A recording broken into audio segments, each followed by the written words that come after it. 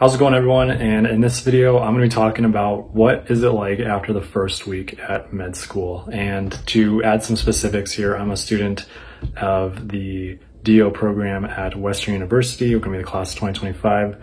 And our first week is really an orientation week in which it's mostly just making sure that you are familiar with how to get to places around campus and that you're familiar with the resources that are available to you as a student in the program, and just getting a better feel of your peers as you go through your classes. And just really, it's just supposed to be an opportunity for you to get to know people and meet people. And so in that regard, if you think med school is going to be this place where everything's just an enormous amount of work from day one, it isn't, but that isn't to mean that it won't be a lot of work after that first week or after the orientation event. And so that is a key thing to make note of here, is that it will be an enormous amount of work. There's no getting around that. There is an enormous volume of information that people are going to need to basically learn and regurgitate on exams and on the boards to show that you are able to successfully diagnose diseases and come up with treatment plans for those diseases. So that means you're going to have a very, very strong understanding of the basic sciences.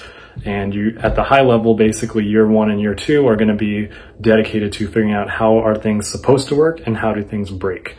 And so that is how you become a diagnostician. That's how you're able to figure out what illness someone has and how you can begin to develop a treatment for it. And so in terms of, why am I here right now? What am I doing? Because people who know me know that I did engineering and I've worked in software and biotechs and I've done all these other things. And so it's probably a little bit weird that I'm in medical school right now. And so for me, the main reason why I decided to go into medicine and why I'm here at Western U and what it's like this first week is I'm here because I want to figure out how I can help contribute to a field where we are figuring out new ways to define health outcomes and achieve those health outcomes. Because for me personally, I think health is this incredibly complex, nuanced, and personal thing that only the individual is able to know. And it takes people, not computers, not algorithms, but people like a good doctor, a good nurse, a good physician assistant, a good lab tech to be able to figure out exactly how someone should be helped who needs it. And so for me, I really think that the purpose of medicine and the reason why I want to be a doctor is because I want to be there to help people and support people get what they want out of life. And that isn't to say that I know what they want. And that's part of the reason why communicating with people is so important, and being able to listen to people and make sure that you have a diverse student body, a diverse set of patients. You've had an education that's exposed you to a diverse set of people is incredibly important. And so that is the kind of thing that I feel like I get from a osteopathic medicine program.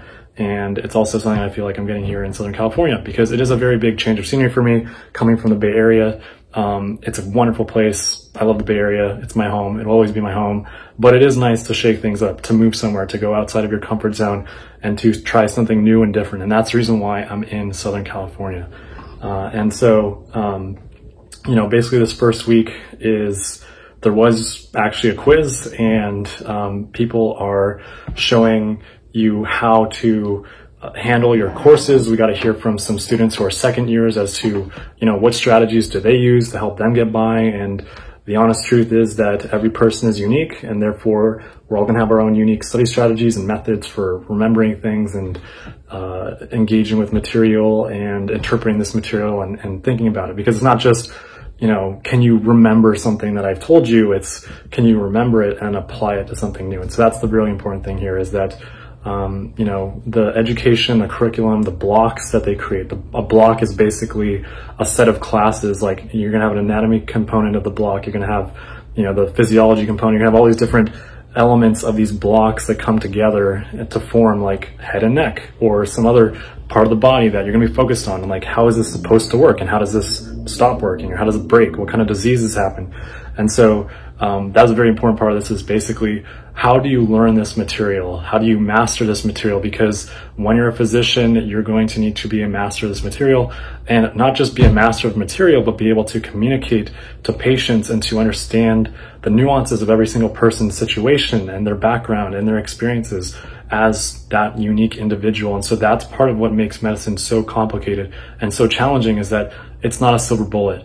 we might have the pill that fixes hypertension in 70% of the patients who are enrolled in a clinical trial, but that doesn't mean we're going to solve the underlying issues for an individual that led to that hypertension in the first place, like the mental stress that they're experiencing at work or some grief that just is going on in their life. These are the types of things that I think medicine really gives you, and what helps what helps me appreciate at least more of how nuanced and complex health is and how sacred it is to the individual, and why, you know, it takes an enormous amount of effort in order for us to begin to define health and to help people measure the right things and move in the right directions. Because it's not just, you know, it's great that we've got things like blood pressure and BMI scores and lab results about, you know, your blood sugar levels, but at the same time, there's many other things here that are really important to, you know, are you doing okay today? How are you feeling? Do you feel like you can do what you want to do with your life?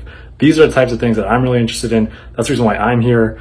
And so basically, first week is, you know, just, and I appreciate, and I think this is actually a good method of basically, like, you don't throw people into the boiling water. You don't throw them into the fire right off the bat, because you want to ease people into it. Yes, it's going to be really hot, but just, you know, crank up the heat gradually on these people, because, you know, I think it's really great for people to begin to establish those support networks and at least have some time to get to know the other students that they're going to be working with and the faculty, and to know their faculty and their other students as people and humans. Because, you know, these aren't just, oh, it's your professor, they're so high up here that you'll never get a chance to talk to them. Like, these are all people with passions and dreams and goals. And so I think, you know, just this little icebreaker first week is a great opportunity to get to know, you know, your colleagues in a good capacity before you jump into the fire with them and, you know, you go through the rigors of school with them. So I will say that it is an extremely huge financial and time commitment.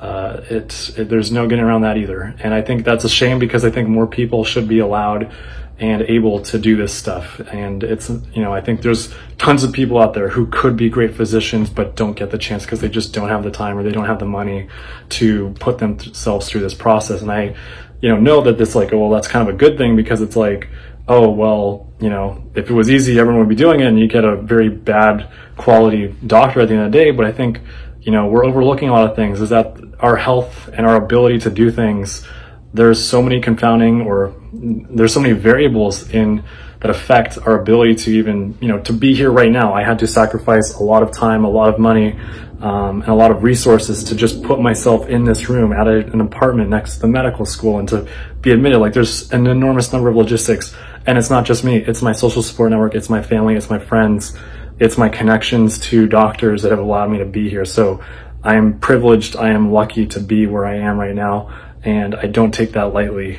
And it adds to the stress because it makes me feel like, you know, I have a lot to owe society, and you know, I'm going to do my best. And I can't make promises because, you know, I can promise that I will do my best, but I can't say, like, you know, I'm for sure going to get through this thing, I'm for sure going to be able to be the best doctor I always want to be.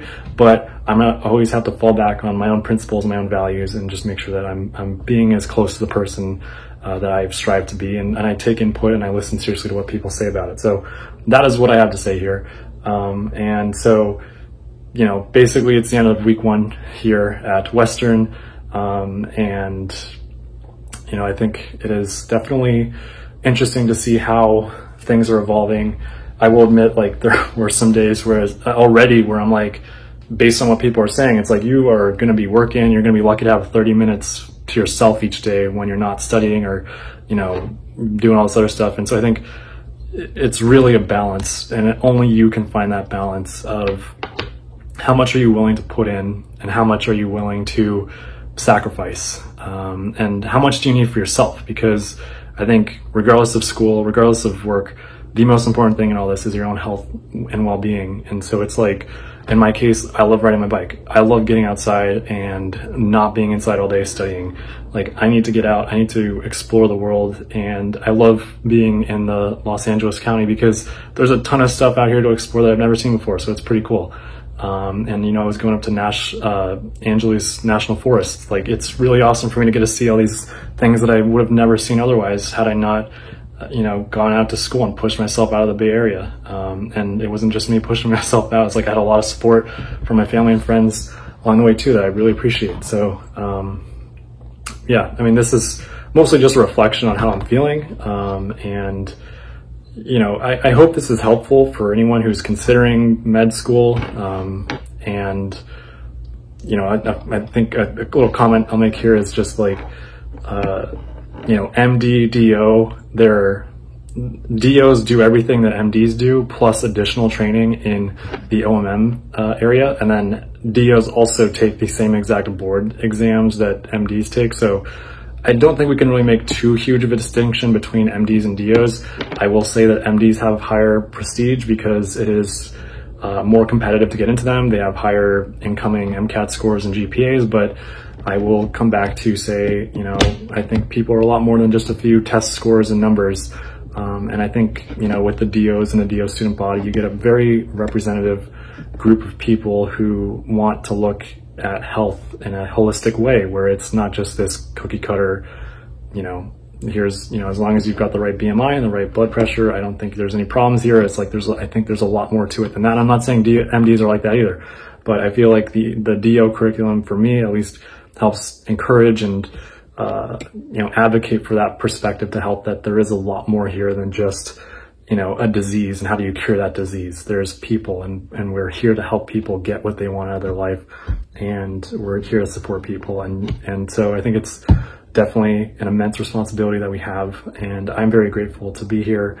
I'm going to do my best, and hopefully, you know, we go far. And you know, my roommate's an awesome guy. And I'm already making meeting tons of really awesome people who I, you know, hope to further connect with. And I think it's just a wonderful experience. And it's going to be really tough, but we're going to go through it together. We're going to do our best, and we'll all have to see how it goes. So thank you all for watching. That's my reflection on the first week of school. If anyone has any questions for what this process is like, or, you know, what's going on and how does it compare to engineering, more than happy to answer them. Thank you all for watching. I'll talk to you all next time, and take care.